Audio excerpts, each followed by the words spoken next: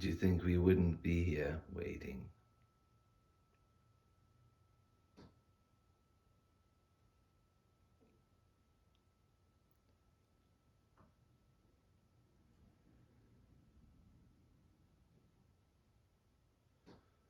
Of course, we wouldn't miss this for the world.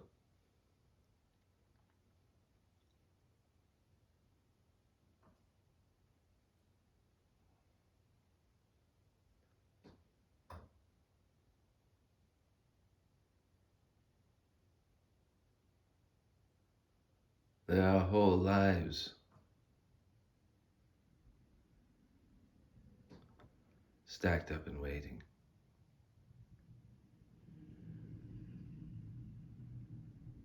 Bundles of information waiting, chomping at the bit to say hello.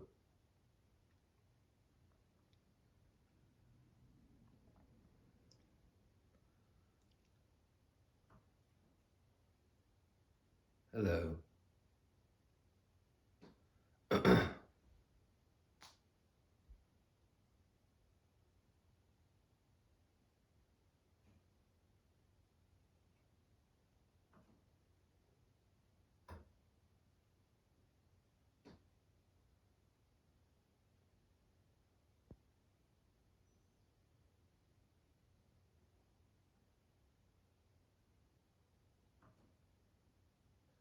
So many subjects to choose from.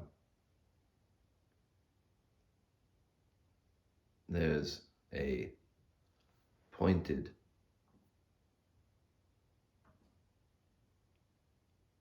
feeling coming straight through between his eyeballs, the bridge of his nose. A different feeling for Saul. Sometimes it is through the crown chakra. This time it is through what some would call the third eye. Almost like a pencil pointing as best we can physically visualize for you. And he has all kinds of questions not about anything other than, what does this mean? And we are in a light-hearted mood this morning because of the powerful and wonderful breakthrough that he made yesterday after yesterday's recording.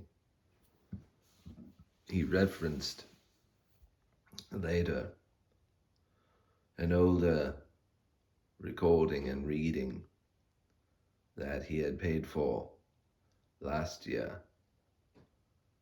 to an interesting fellow who he has been following online.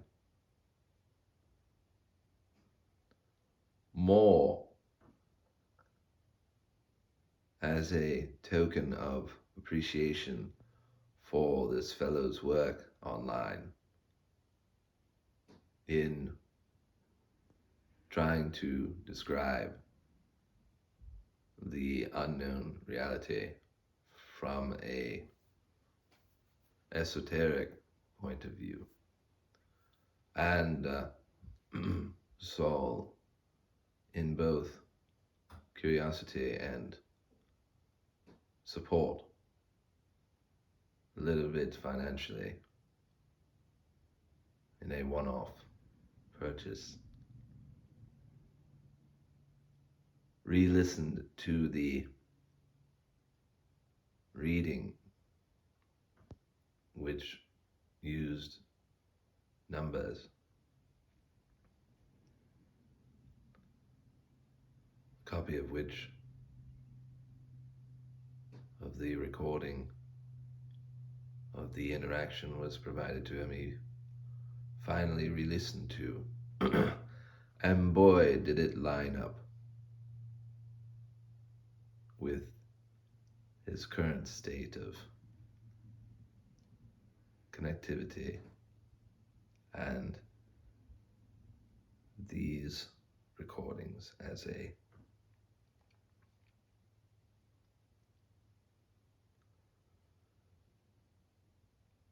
new presentation of his abilities. Much more important were the combining of the current situation and the recent past reading and how they lined up. Funny how that should happen.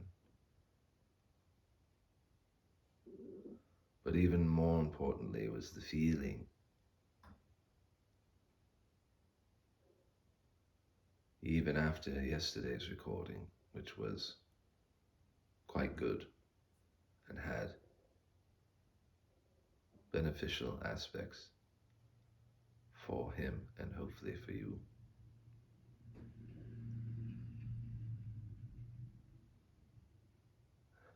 It is like competing in a sporting event and doing well, and then having someone bring to your attention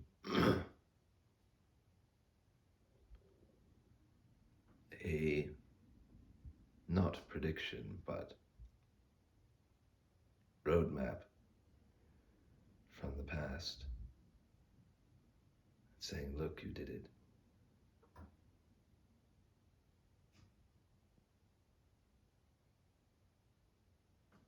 It was a nice day.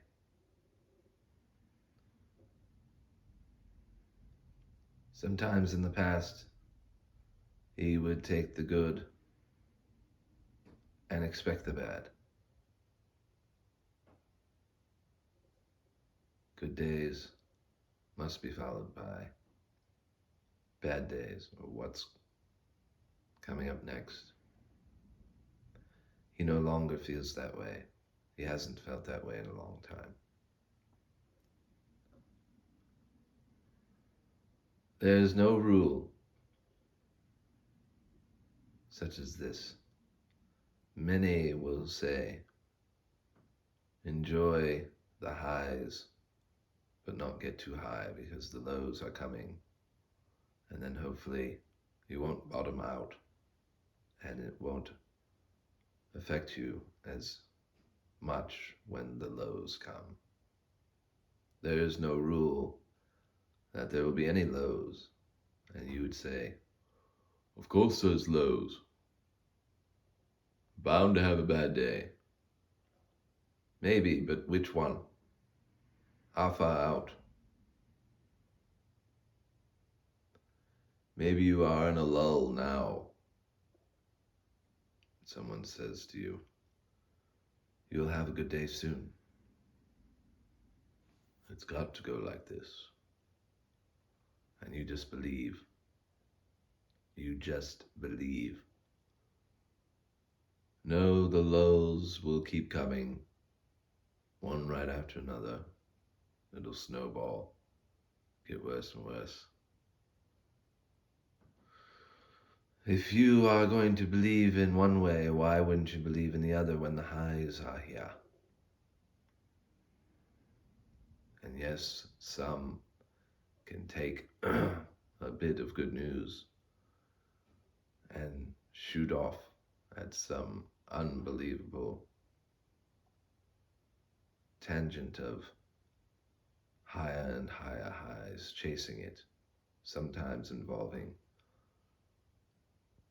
pharmaceutical or mind-altering or just revelry, alcoholic, any kind of celebratory intoxicant, and then they drop. We understand all this. What we are trying to say is there's no rule that a good day must be followed by a bad day. You can have as many good days in a row as you want without being fake about it or without forcing it. You could be having the worst day and still find a little piece that will make you smile or laugh even when you don't want to.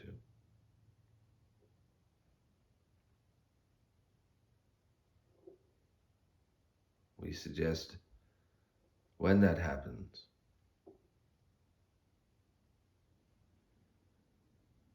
to try and stay with that person or thing as much as possible in that day or time period, for they are trying to remind you that everything is going to be all right.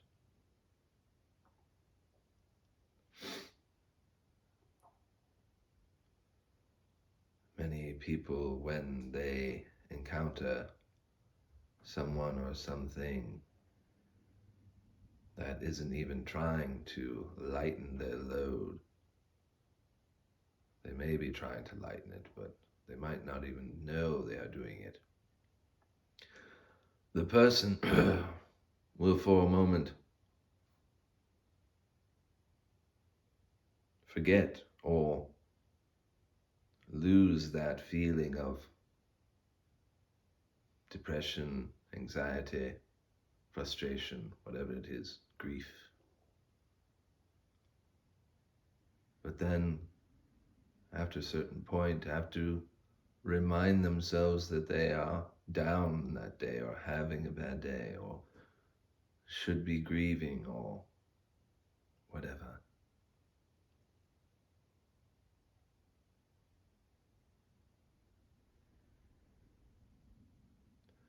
Like it is that day's employment on top of all the other responsibilities.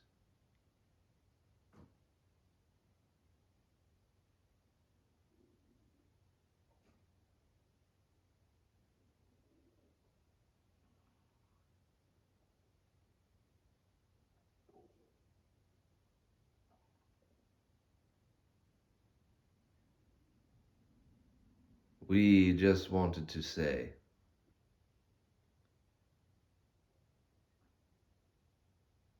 that it's wonderful to be here.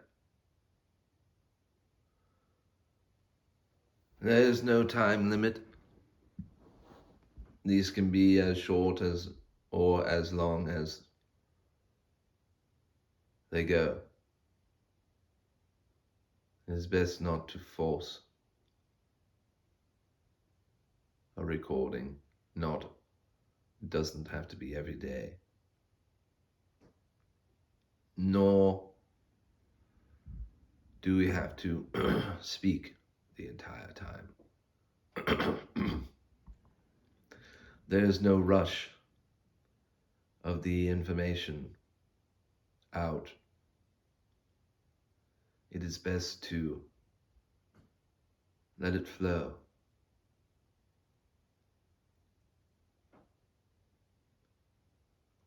In a way, the new feeling of coming from here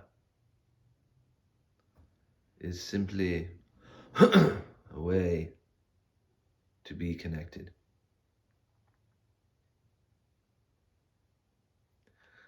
There is no agenda, no outline, no 6, 7, 8 step process, collection of recordings that need to be even labeled. One of the fun things about existence is coming upon what you need, when you need it, and how. Who enjoys being force-fed advice, instruction, food, water? It's almost universally rejected.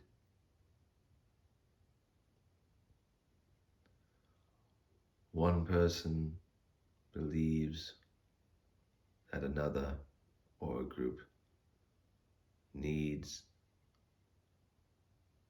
this or that at this time.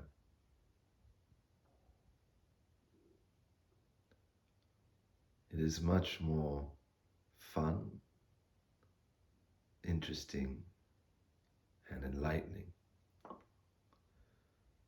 to, say, open a book,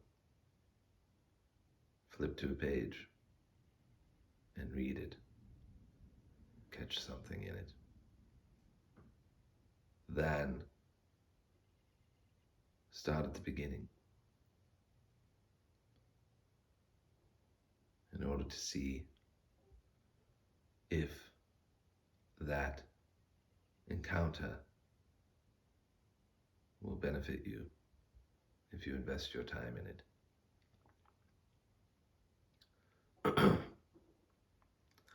Much harder to do in a museum, per se.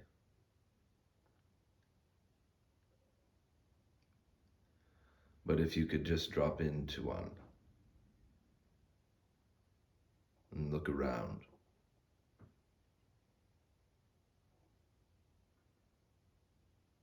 and be attracted to something in the room, a display or a piece of artwork,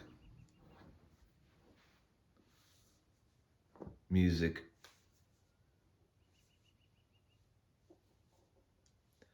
hit a button on a random station,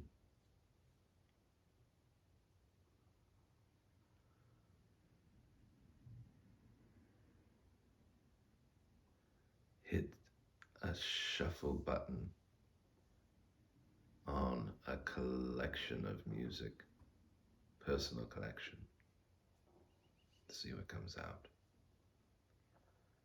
It's always interesting when people are traveling, usually by auto, and all of the random songs of the day seem to have a theme.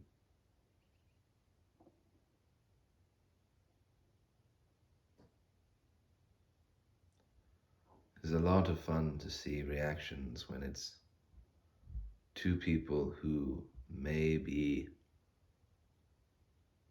romantically or physically interested in each other have what could be interpreted as embarrassing songs come on,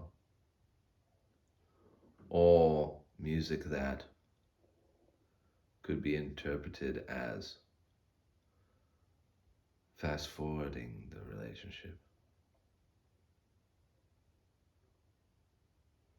We get a lot of fun out of that.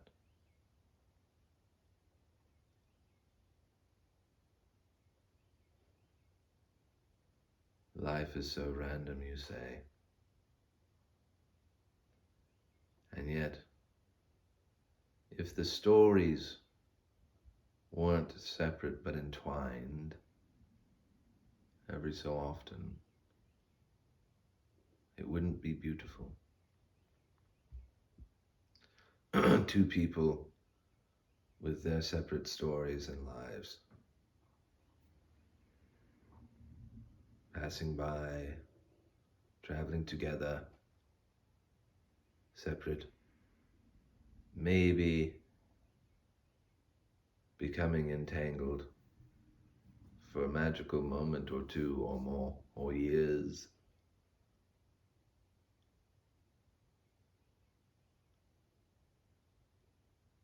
Some sometimes see it as being stuck together.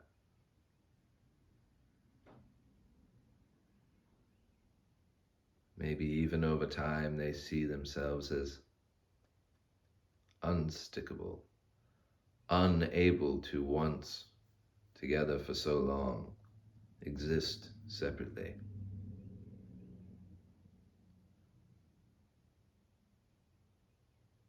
And cannot fathom it.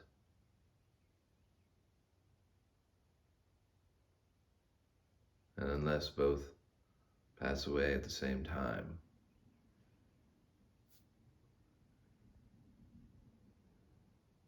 it can be very difficult if one goes first.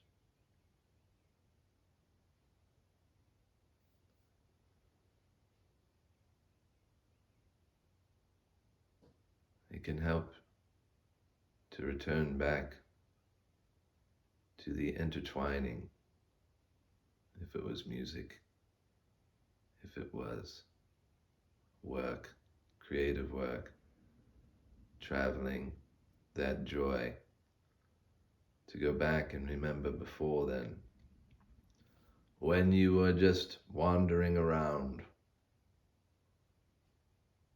by yourself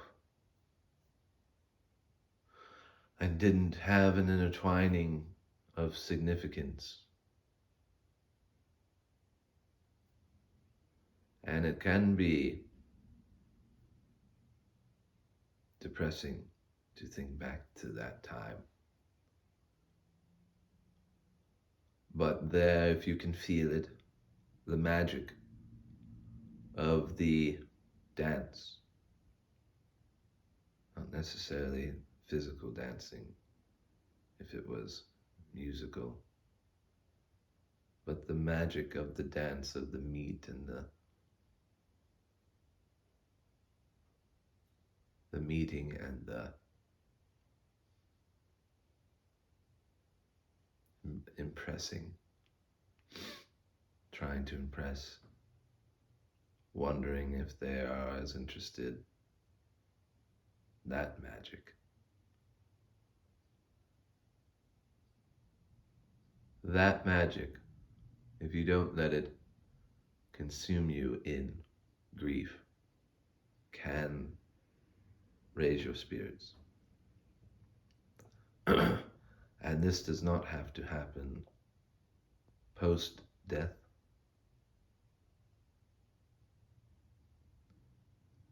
If you are missing that magic, take the time to remind yourself of it.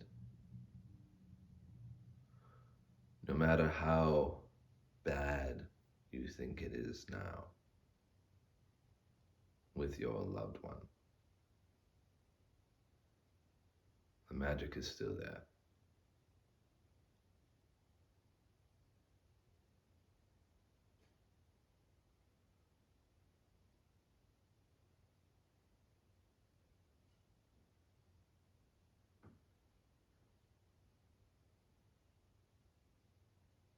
Arguments of, they just don't love me anymore and I might not love them.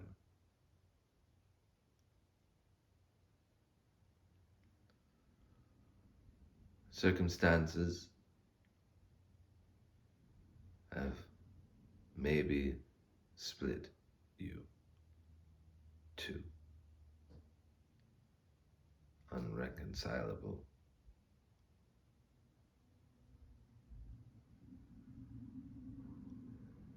We are not saying you should stay with someone who does not make you happy. We are just saying that magic is still there.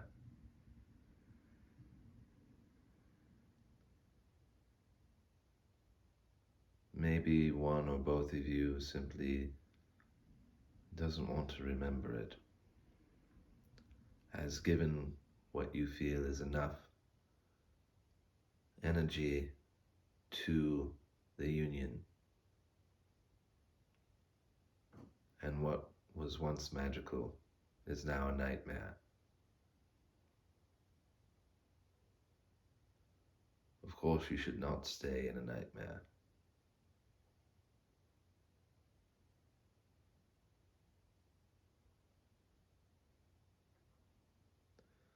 but the magic is still there.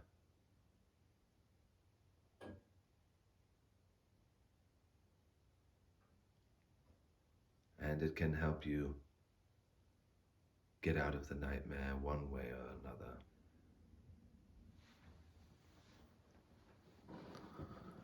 For instance, you could say, remember that magic? We don't have it. And they might agree or disagree. But you feel it's not there anymore.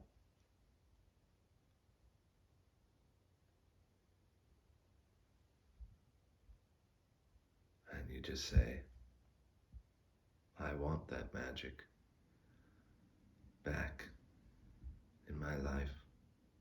And if it's not going to be with you,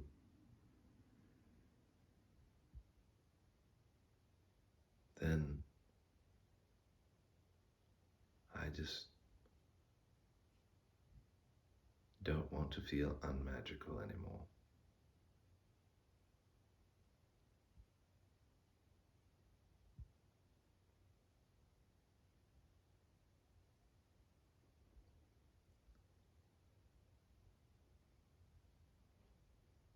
Not quite the topic Saul thought it would be. But of course, we're just winging it here. As you can tell, this is a low production effort.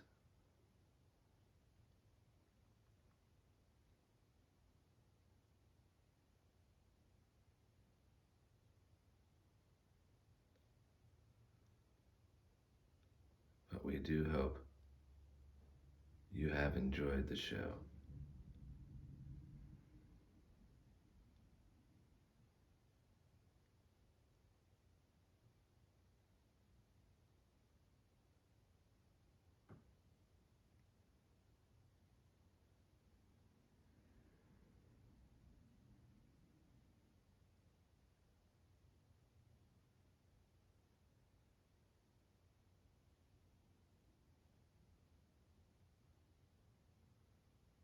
He can be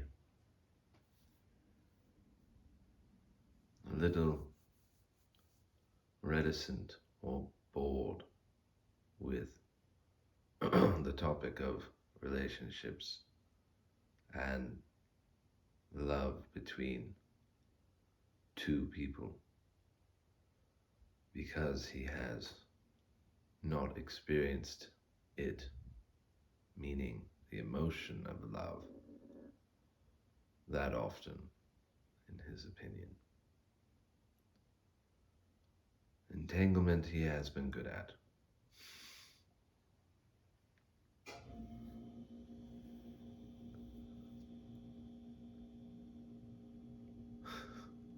But he can't imagine now living out the rest of his life with a romantic love interest.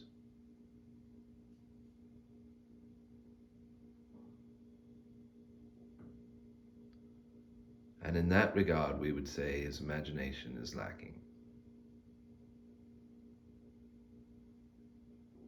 Oh boy, he says. Oh boy, indeed.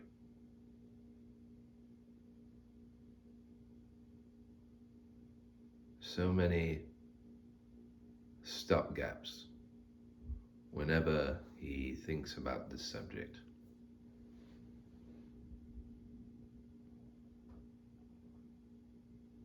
His appearance, his enjoyment of sleep to the point of snoring,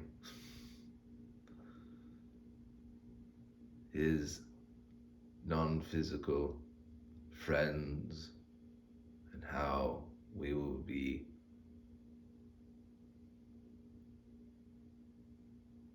accepted, even introduced.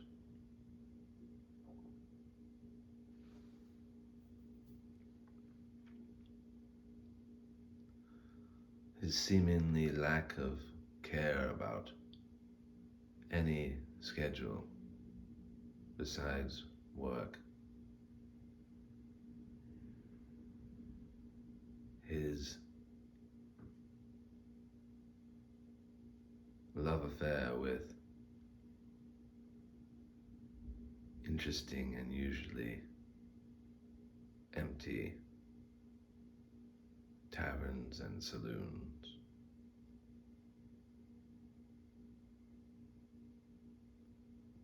his wanting alone time, all of these and more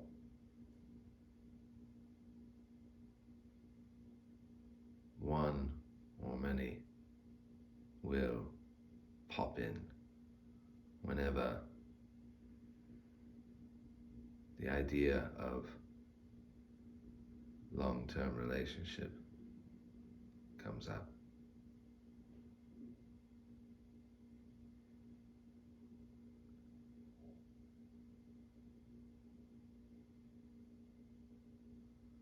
We think he is a fine catch.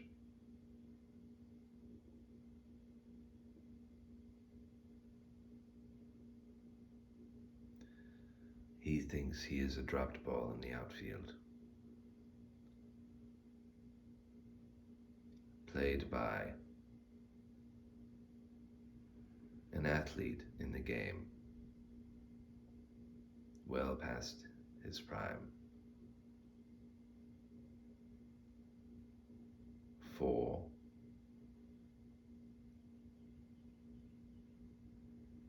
those who involve themselves in the game of love and romance.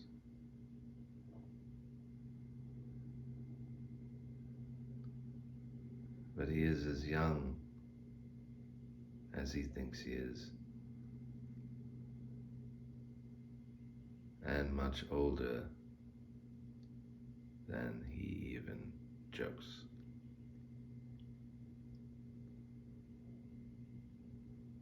Of course, it's not an ad for dating, but we give it our seal of approval.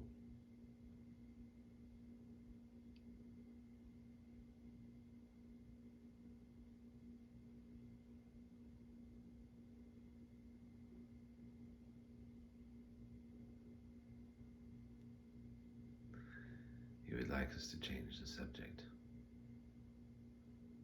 but we think we will end there for this recording. And we look forward to the next time we get to join you.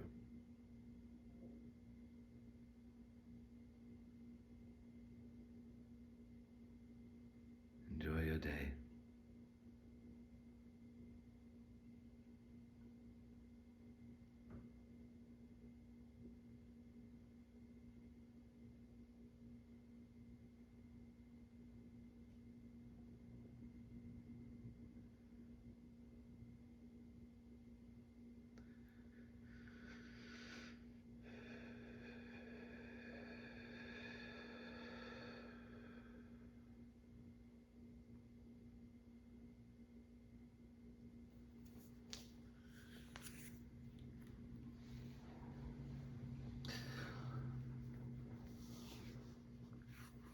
Wait.